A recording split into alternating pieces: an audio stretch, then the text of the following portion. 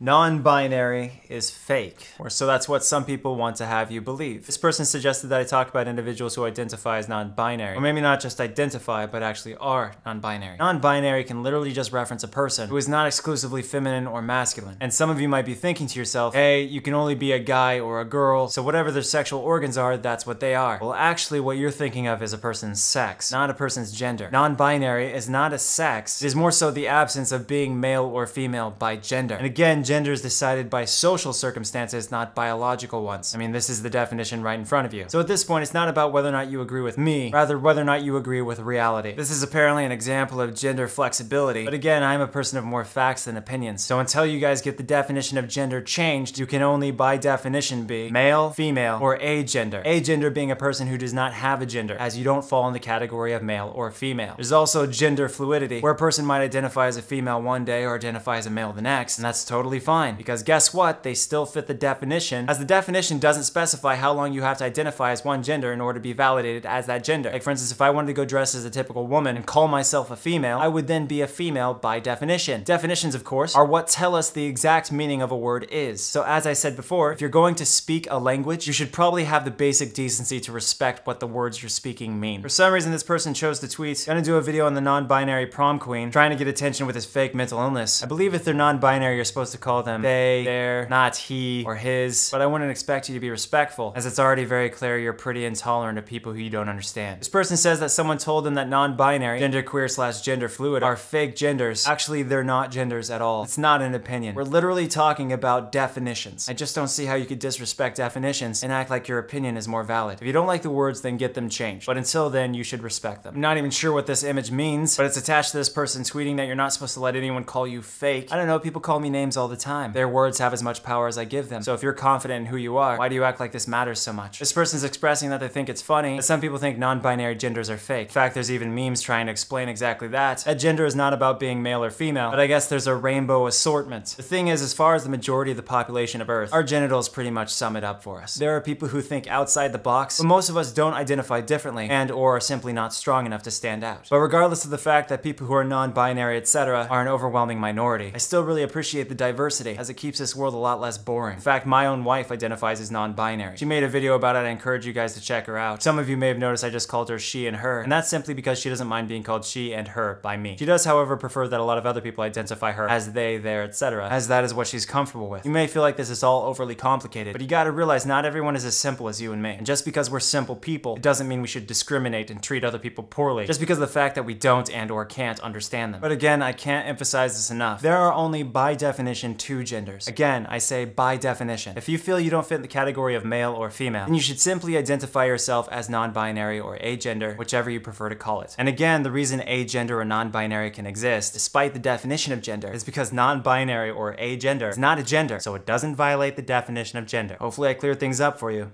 Good luck out there.